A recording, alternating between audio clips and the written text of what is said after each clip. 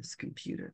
All right, so welcome back to The Young Idealist and my ongoing series on German philosophy, German idealism, 17th, 18th, and 19th century, along with the 20th century thinkers, and a series on the Jewish thinkers of Germany as well. Today, I have a very special guest to talk about a philosopher that many people know by name and know a lot of stories about. So first and foremost, I'd like to thank Dr. Babette Babich for being here today. Hopefully I said your last name all right. Oh, yes, that's just fine. Thank you. All right, perfect. Um, and Dr. Babich is an American philosopher and author and professor of philosophy at Fordham University. Dr. Babich is also professor of theology and religion at the philosophy, at the University of Winchester in the UK, and occasionally teaches at Humboldt University in Berlin. Dr. Babich is the author of 11 books, and most recently, the Gunther Anders Philosophy of Technology in 2022, and in German, Nietzsche's Plastik in 2021, and Nietzsche's Antike in 2016. Also in French, her most recent book, In 2020 was oh, sorry, in 2020, sorry. In French, her most recent book is Une politique précise in 2016. Is that correct? yes, that's right. All right. Now that Uh, works. I mean, it's just the years I was thinking how that I was very, very, very creative. Yeah. including most recently, she's also an editor of 14 collective volumes, including most recently reading David Hume of the Standard of Taste in Berlin 2019 and The Hermeneutic Philosophies of Science, Social Science, Berlin 2017, along with the journal New Nietzsche Studies. So, Dr. Babich, thank you so much for being here with us today. Well, I am very happy, Chris, to be part of this interesting collection on the series of German philosophy, which is, of course, much broader, as you've just explained, and includes so many interesting things. So people should certainly tune back and check stuff out from the past. Maybe they will get the dates right, but that's not a necessary thing on YouTube. It's just there, or it's not.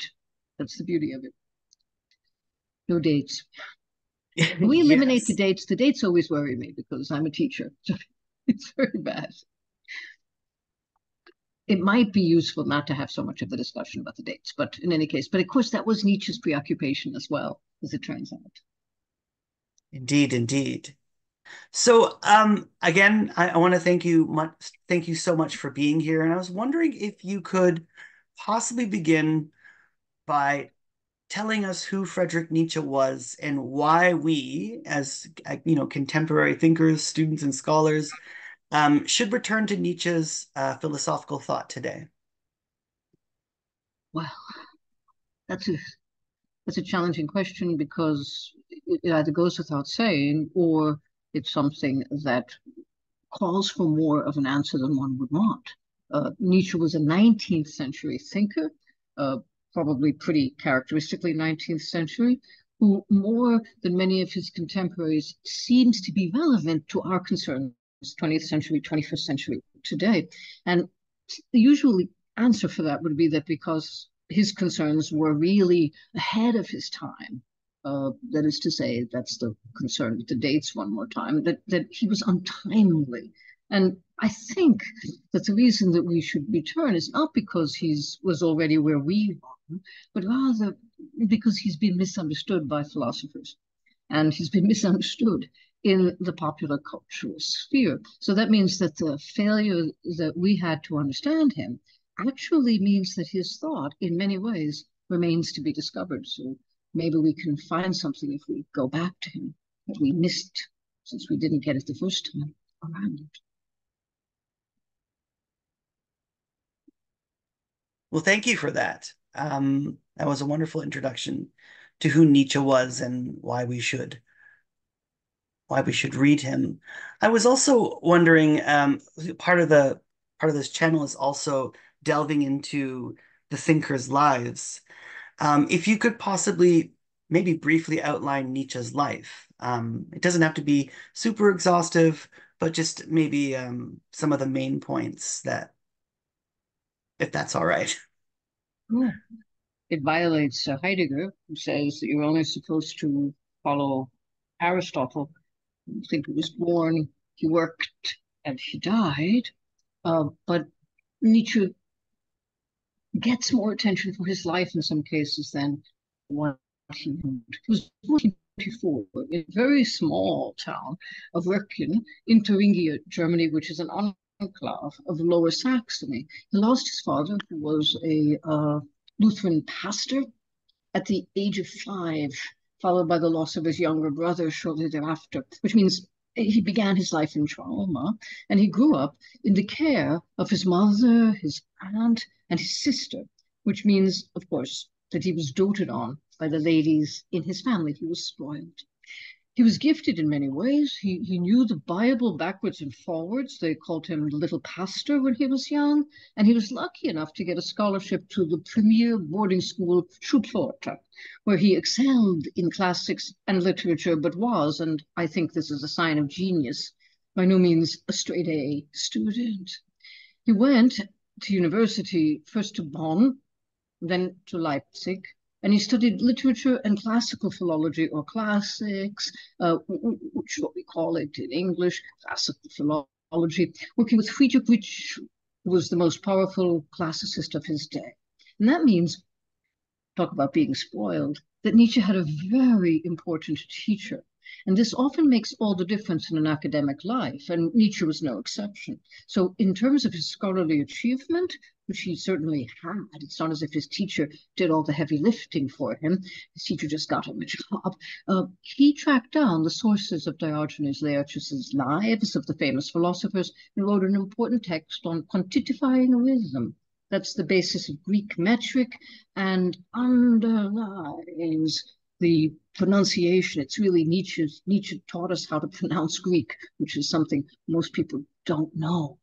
He taught at the University of Basel as a result of the job that Ritschl recommended him for, in Switzerland for 10 years, producing a prodigious array of written lecture courses. And we'll never see those in English. Unfortunately, they're not even available in the KSA in small. I've got those books behind me that are all the little Nietzsche books. We'll never see them. But there are more lecture courses that Nietzsche wrote for his students than anything he wrote, even his Nachlass, in his life as a writer. After that 10 years, he took early retirement. I think he was exhausted, hoping to earn a living from selling his books, which, of course, did not work out. He lived, when you think about it, in rented rooms between Italy mostly and Switzerland and the south of France for another 10 years before he collapsed in Turin in 1889. And everybody knows that he was embracing a horse that was being beaten, and that would be like hugging a Tesla. If someone kicked it, that sort of thing, it would just be quite odd to do. He spent the final decade of his life in the care of his mother and sister, except when he was in clinics, which he was at least at the beginning for an extended period of time, until his mother's death. And during that time, that 10 years, he was mostly silent, but he played the piano from time to time. He died on the 25th of August in 1900, in the same year my teacher, who always liked to emphasize this, was born. My teacher was Hans-Georg Gadamer, who was born in 1900.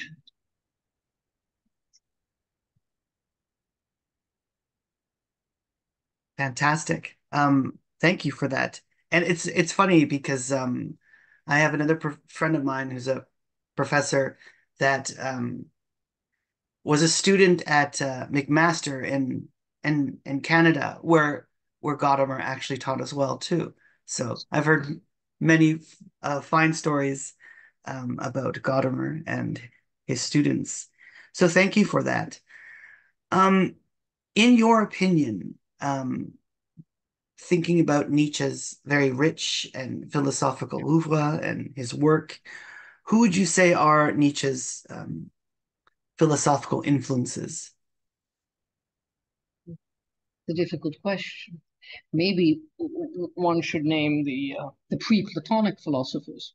In the first place, I mentioned the classics because Nietzsche dedicated years to studying these individual thinkers, mostly Anaximander, but also Empedocles and Anaxagoras.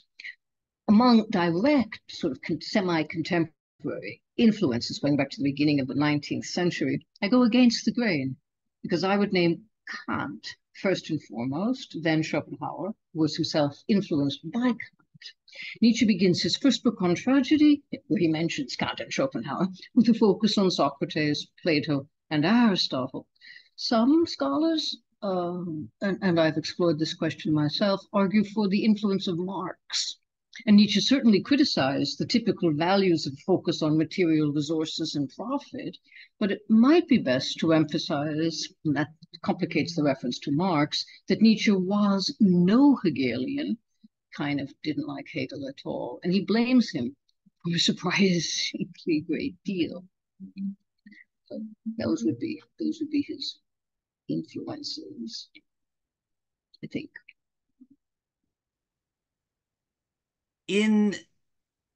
So this is one of the most famous passages stated by Nietzsche in The Gay Science, Book 3, passage 125. Nietzsche's madman speaks of the death of God. He comes, lights the lantern and says, I seek God, I seek God. What do you think Nietzsche meant by the death of God? And what are the implications of the death of God for philosophy? Well, the death, that's a huge question, of God corresponds to the devaluation, because Nietzsche gives us an answer in the text you reference of the highest values. He says the holiest and mightiest of all the world has yet owned, which is not really, you would think, the way that someone who doesn't believe in God would characterize the death of God, the holiest and mightiest, and then as a possession, something that the world owns. Now, as I read that, the way Nietzsche talks about it, and it's a strange pronunciation, it's oracular, it's a madman, the guy's clearly crazy, runs in, says this. But the constellation emphasizes that, and this is also completely in accord with the Gospels, the deed was done by us at our own hands. It did not occur passively or accidentally. Thus, Nietzsche says, we have killed him. You and I, all of us, are his murderers. Now, that's the language Nietzsche uses, and he sets the declaration in the mouth of this Polemensch, this madman, in a marketplace where people are gathered around, and the people in a marketplace are the very people who do not, whatever lip service they might believe in God, especially in Germany, because in a German marketplace, the market is outside the church. And if you're in the marketplace, you're not in the church. So it's a very important thing. So the people that the madman runs to talk to are people not praying or otherwise contemplating or going to a concert or doing anything in a church. They're outside in the marketplace. That means they're not people who believe in God. They believe in what we believe in today, and what we believe in today is profit. We believe in the gain and the loss of the day, as Hölderlin would put it, as opposed to spiritual values, as opposed to the holy. That might mean.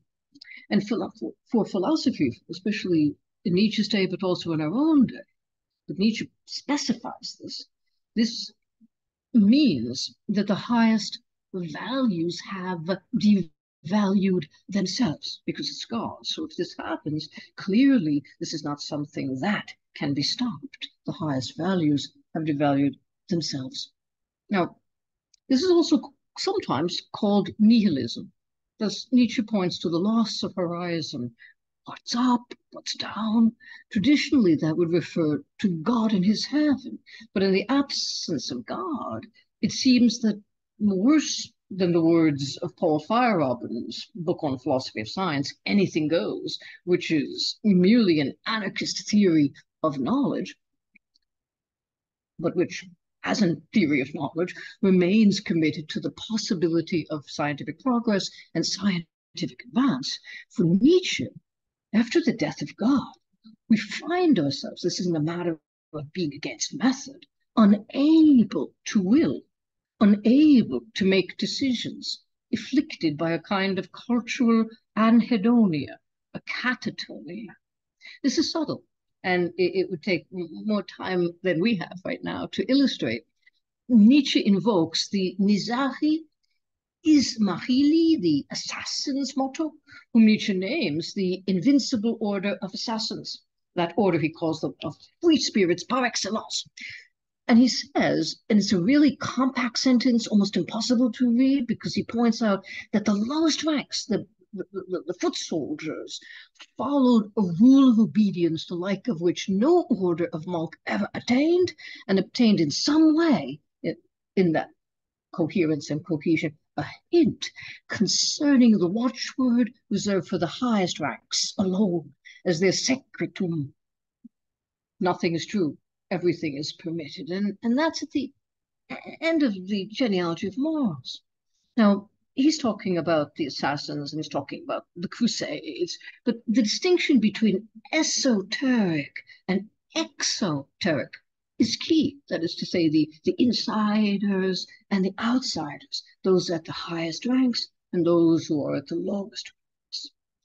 At the very, very end of the genealogy, Nietzsche traces this as a consequence of science as such, because he muses that with a reference to Kant one more time, and Kant's revolution, he says, since Copernicus, man seems to have got himself on an inclined plane, slipping faster and faster away from the center into what?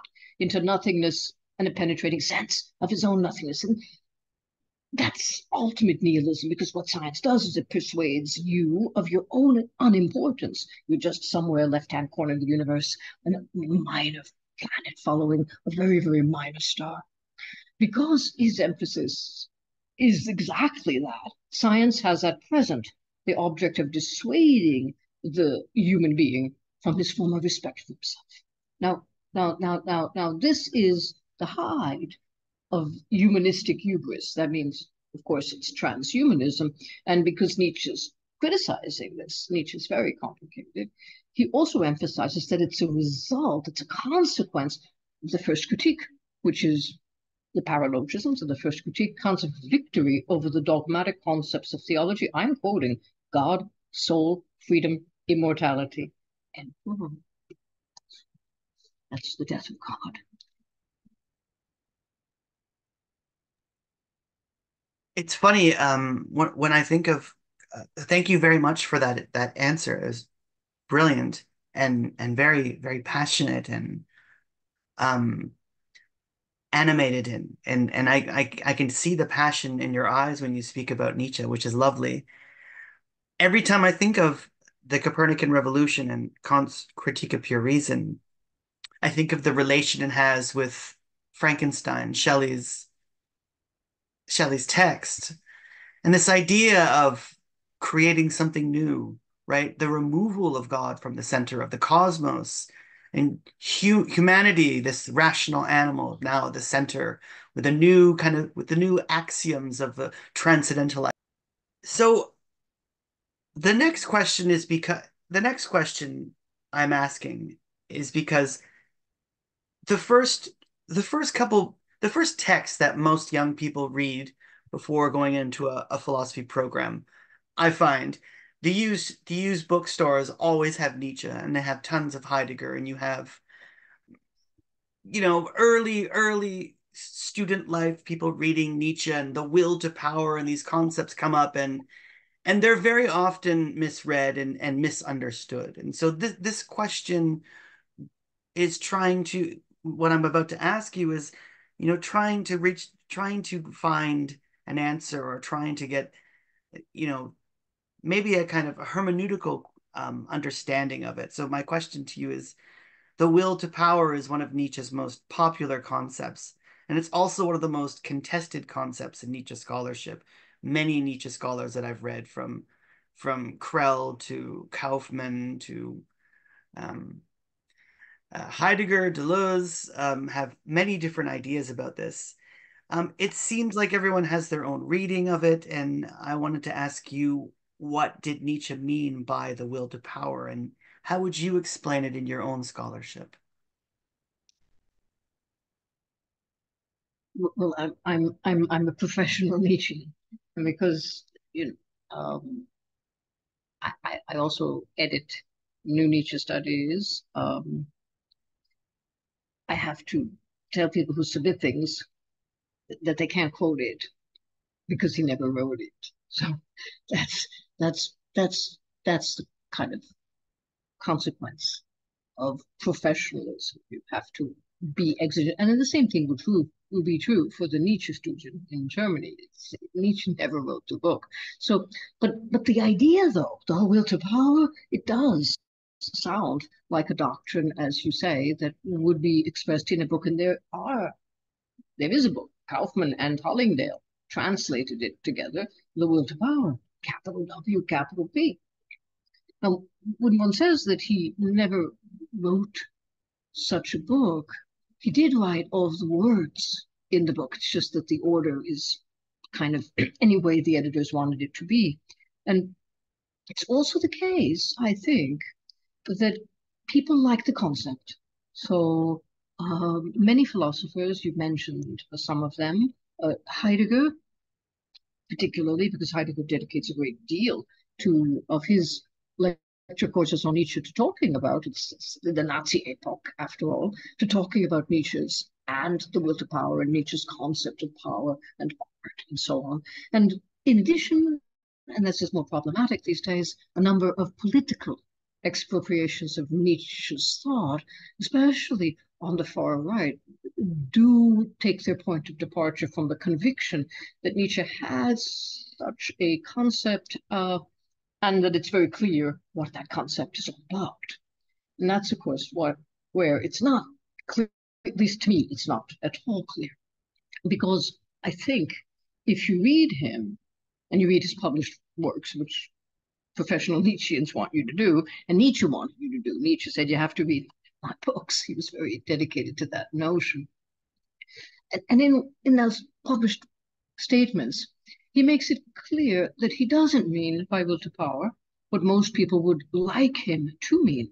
That is, a kind of all-purpose license to violence. I just previously talked about the radical Islamic sect of the assassins who were, as I also emphasized, the counter to the Christian knights at the time invading the Holy Land, whereby will to power would be the will to violence, to harm whomever you will, as if Nietzsche were Callicles or Hobbes.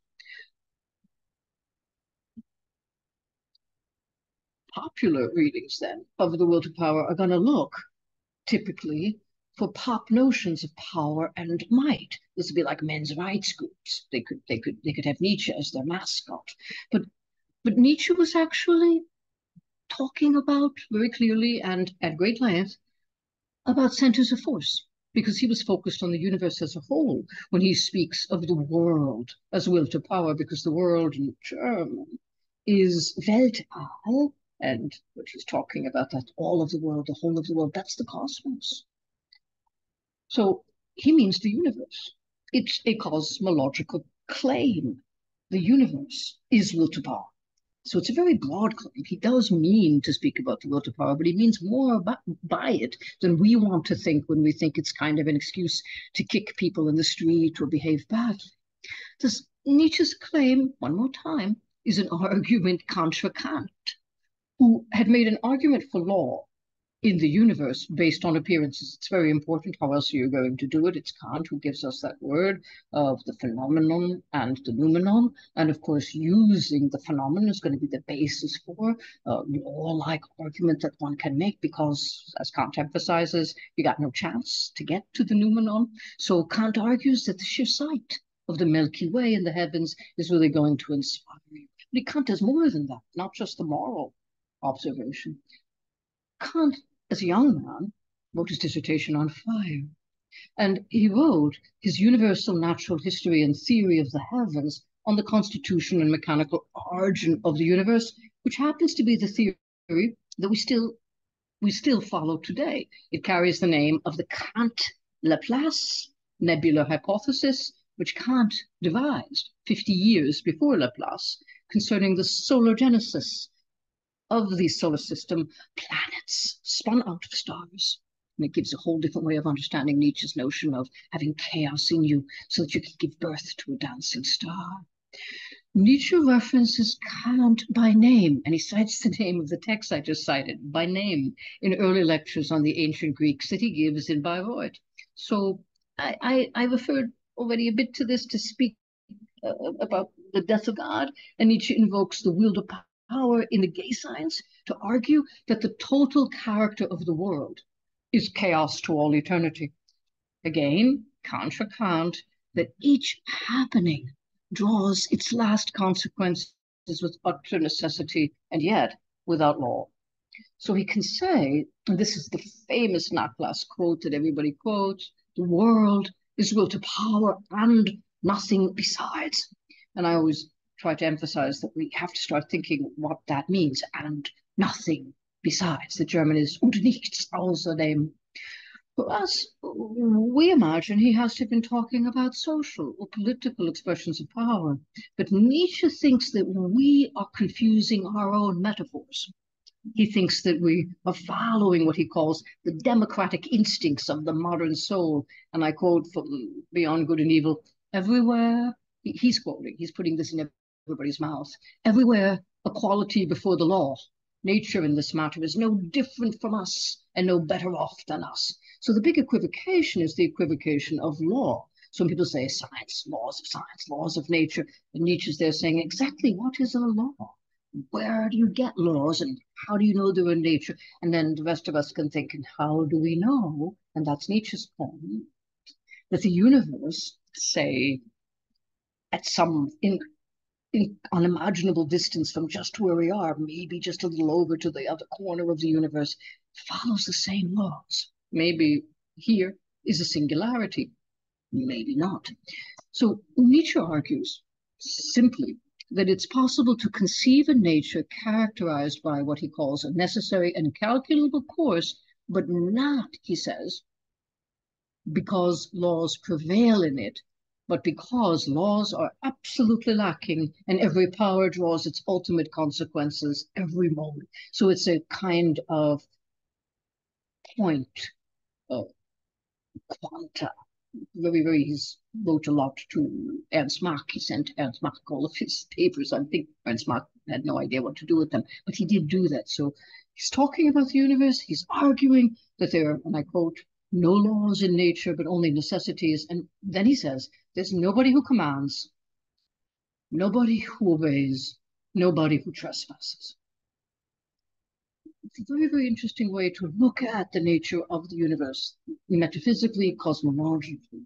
And if some might find that disappointing, I find it exhilarating, because what he's just described is the innocence of becoming.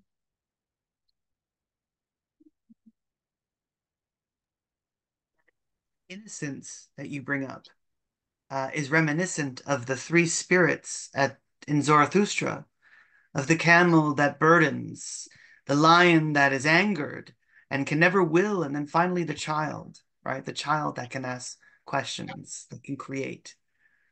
Yeah. Thank Would you be very the much for your innocence. answer. I'm sorry, I That would be interrupted the you. innocence. That would be the innocence. Beautiful reference to the child. Thank you. Yes. Well, you're drawing out all of these. You're drawing out all of these imageries, and they're bringing up ideas in my head. So, your students are very lucky. You must be you must be a brilliant teacher. I've heard some of your lectures, and they're fantastic. So,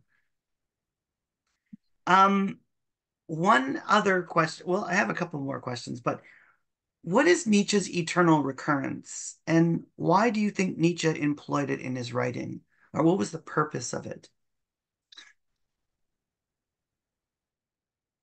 Oh, that's a very complicated question, like all of your questions. And eternal recurrence is a teaching. He calls it a teaching presented in the form of a thought experiment in the gay science, and in Thus Spoke Zarathustra, you've just referred to that, as a doctrine, which he kind of almost gets to teach, but never really completely teaches, complete with paradoxical formula. But what's the teaching? In the demon's mouth, because there we have it quite specified, in the gay science, the formulation as it is proclaimed to one, very specifically, this is a Nietzschean lockdown, in one's loneliest loneliness, tells you that this life, as you live it and have lived it, will recur, that everything will return to you. And it gives a little list. It's pretty cool and pretty detailed. Spiders, moonlight, tree, the demon himself, whereby the key point is again cosmological. The universe is a closed system. This is the 19th century, second law of thermodynamics. Thus the demon emphasizes, and there will be nothing new in it.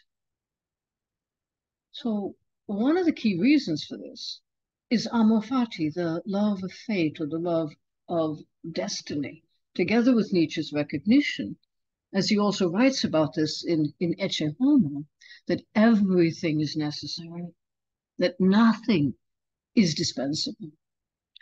Now, we, and I do mean Nietzsche scholars here, because many people who write about the eternal recurrence have a bone to pick, because if they say there's eternal recurrence, then that means Holocaust again and again, Auschwitz again and again, all bad things, Joan of Arc at the stake again and again, all of that. So, and then of course, personally, we might not like bad events in our past. So there are things, bits we'd like to change. And that means that this does explain the appeal of various French, overwhelmingly French readings, Deleuze, Filosofsky, but also more complicated on the German side, is that one might make selections. And there's stuff in Nietzsche which allows you to think, because Nietzsche also says everything that happens, happens one time only. But of course, that's the exact meaning of there will be nothing new in it. So Nietzsche emphasizes that that's problematic, because he says if you choose one thing, any one thing, if you say yes to anything at all, one has thereby already said yes to everything. And one has to say yes, because everything is interknotted, woven together, interconnected. You can't change it. So people, when you teach philosophy and science fiction, one of the paradoxes of the philosophy of time, or looking at questions of time travel, things that should change, don't just change the one thing. They change everything, and everything falls apart. So the ancient Greeks, of course, the Stoics, who also thought of this, had a similar conception. And a number of Nietzsche's doctrines, amor fati, the name gives it away, goes out of his appreciation for the Greeks. And he even says they thought at a certain time, Caesar would be killed again, that sort of thing. He's very clear about that. But in this case, he's also drawing on a specific 19th century understanding of the universe. I've already mentioned the second law of thermodynamics, and it's instructive that Émile Poincaré works out a mathematical proof of eternal recurrence as a matter of combinatorics in a closed system, so on and so forth. So we have a very nice proof if we're looking for a theory of recurrence.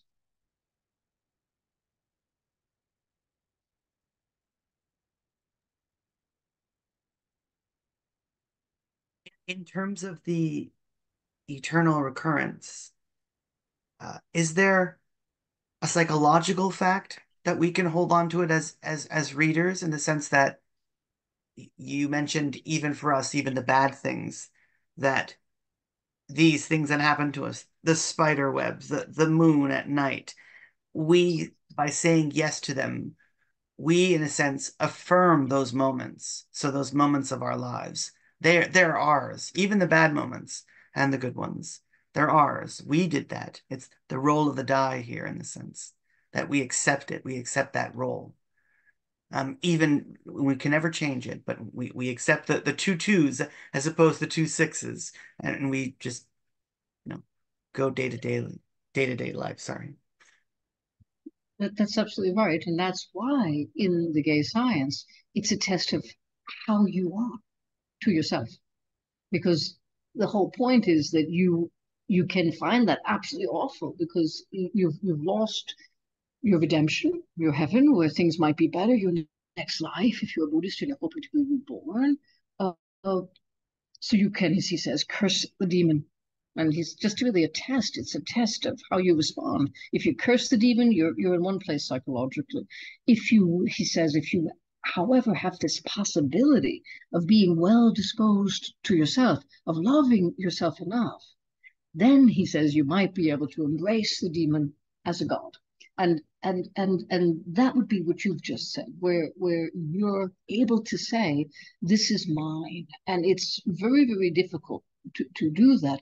Nietzsche himself is simply looking at the idea that one thing only, it's also in the Bible, one thing only, one honest and upright human being who redeem a city, one thing only makes every bad thing tolerable, worthwhile, something you have to take in stride. So if there's anything that allows you to say yes, then you say yes to everything. So it's a doctrine of affirmation, of saying yes rather than cursing, because it's between cursing the demon and embracing the demon. So those are your choices. Thank you very much for that. That was another outstanding answer. I'm loving this discussion. If Nietzsche had it, oh, sorry, I interrupted you again. No, no, no. I'm just echoing you.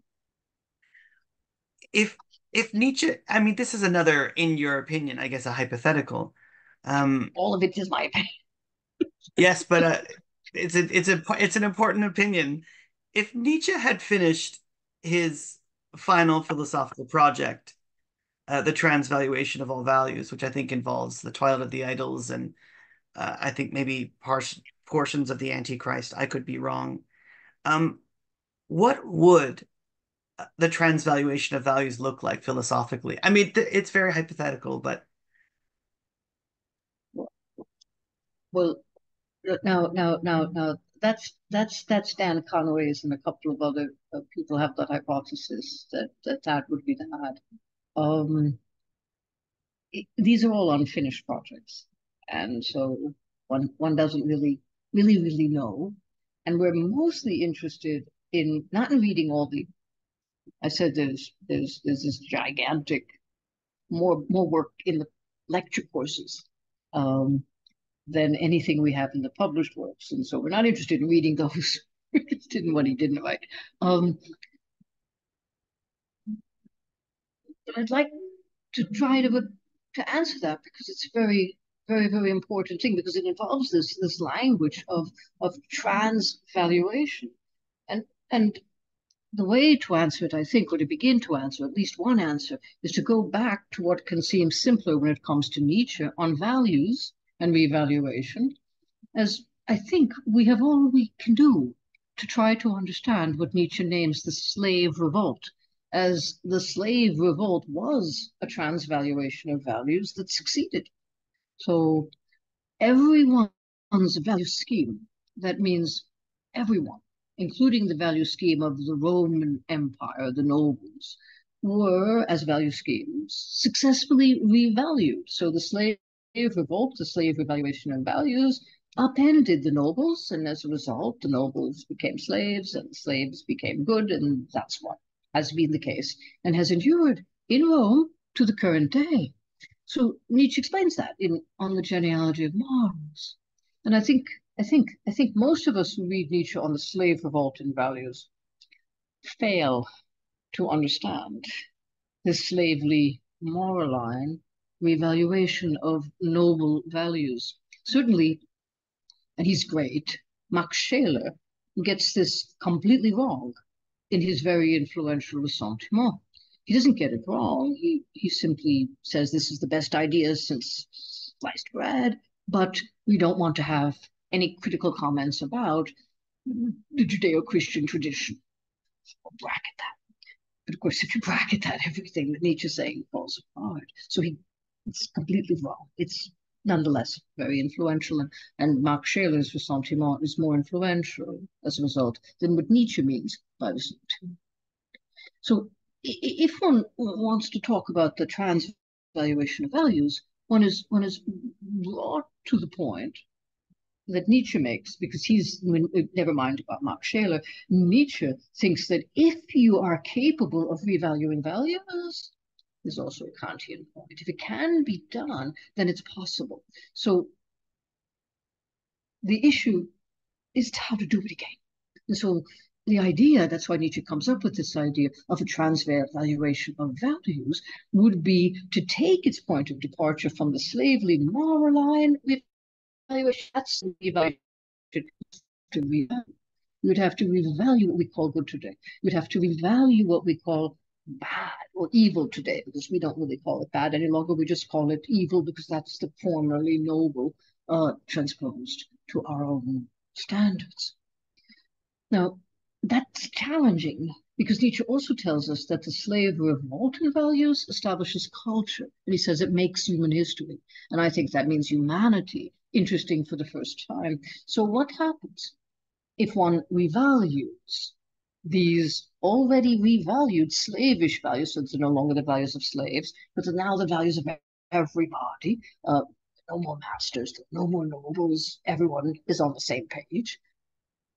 It seems to me that the result isn't a reset, as we like that word after the last 4 years. And I don't think it follows that everyone would suddenly have noble as opposed to slave values. So that's especially true. That has to be true. If we remain slavish as we remain slavish, because one remains interested in one's bottom line, one remains interested in the benefit, as Nietzsche says, the beginning of the gay science. He says most common natures misunderstand the noble because they're always sure there's got to be an angle. And they'd like to know what the angle is. So one wants to be paid. One works for profit and material advantage or benefit. And noble valuation disregards personal advantage or benefit. And I think we'd still have trouble understanding that. So it's a very idealistic project.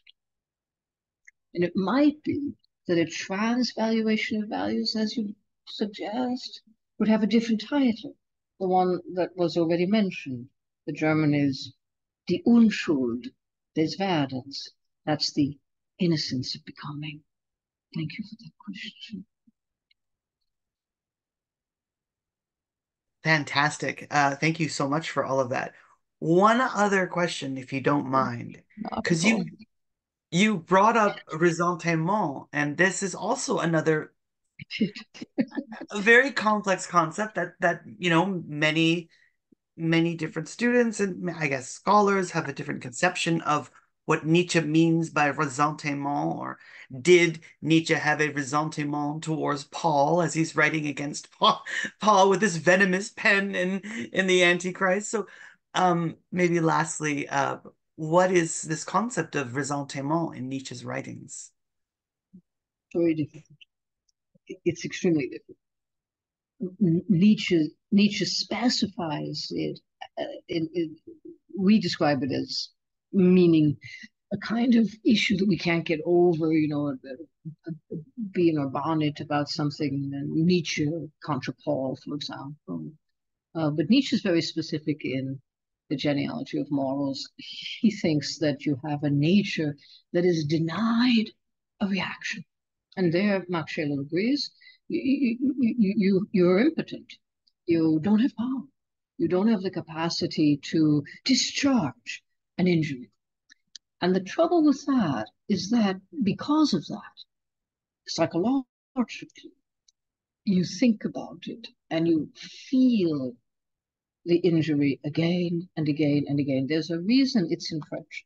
So he doesn't say that there's a resentment, as we would say in English, or that one would have a feeling of Abneigung or negativity towards another. He uses a French term, and the French term includes that word sentiment.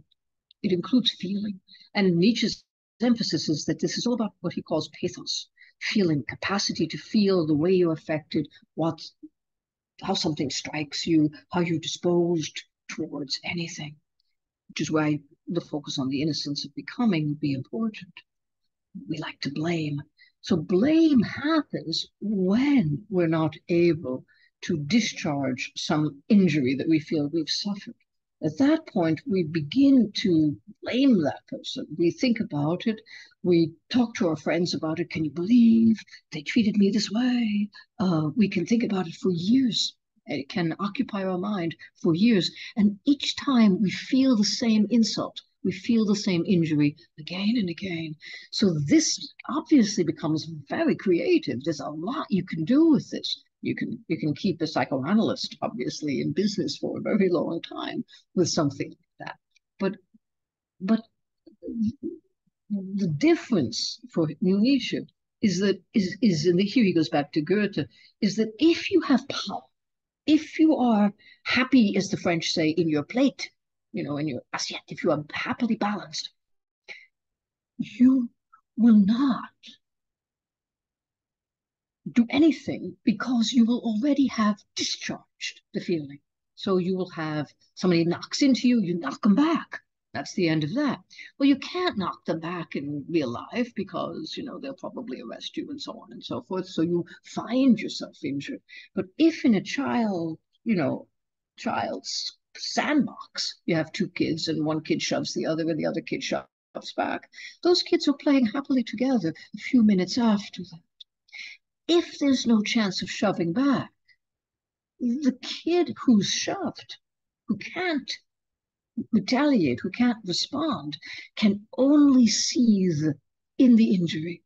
And the kid who's maybe too weak, or maybe has a defect, or who's maybe damaged in some way, maybe through no fault of their own, they're still going to be sulking in the injury, soaking in the feeling of insult. And that's what Max Scheler emphasizes as the victim, the one who has disproportionate power, doesn't have power, and who's therefore going to be put upon in this way. But what Nietzsche means by it is precisely this seething anger that does something extremely important. It turns doing nothing into doing something. So now the most important thing that you are and can be morally will depend on what you do not do, that you do not trespass, that you do not covet your neighbor's wife, that you do not return evil with evil, but rather with patience and forbearance, which means you do nothing, turn the other cheek. So that is Nietzsche's ressentiment. It's not what we like ressentiment to be, but it is what Nietzsche meant by ressentiment. And then he says it eventually gets turned against ourselves, because eventually we blame ourselves for every mistake in our lives, because we are then ourselves to blame. And we have no one else to blame, because that's the inconvenience of there being no more nobles. There aren't any nobles who did all this to us, so we can just point to mistakes and shortcomings in ourselves and blame ourselves for what we should have done. Well, Dr. Babich, thank you so much for this brilliant and fantastic understanding and comprehensive analysis of your scholarship into Nietzsche and bringing Nietzsche back to life, actually. So we're really, really, truly, we're pretty much at the hour mark. And just before we go, I thought maybe I could ask you, are you working on anything right now? Do you have a new papers coming out, or a new book on anything that you can tell some of the viewers so they can maybe pick it up, or when it's coming out? Or Well, I do. I'm working on some things for the centennial for Paul Feyerabend. That's why I mentioned him, because it's on my mind, against method. And I'm also doing some work which I think is very significant on Empedocles and Nietzsche. Those are topics that I am exploring as well as a few other things. But those are the things that I am currently focusing on. And there's always the ancients, because those, as the Empedocles example makes clear, there's just an awful lot there that we tend to have forgotten. I don't know why. We don't always teach the pre-Socratics at a graduate level. We should, but I don't think we do very often. No, we don't. Well, once again, I have to thank you for everything, and I will make sure that I put a links to all of the texts that I brought up in the beginning, so people can read your work. And once again, thank you so much for being a part of this series and participating in it. I appreciate it a lot. Thank you for the series. Thank you indeed. Thank you.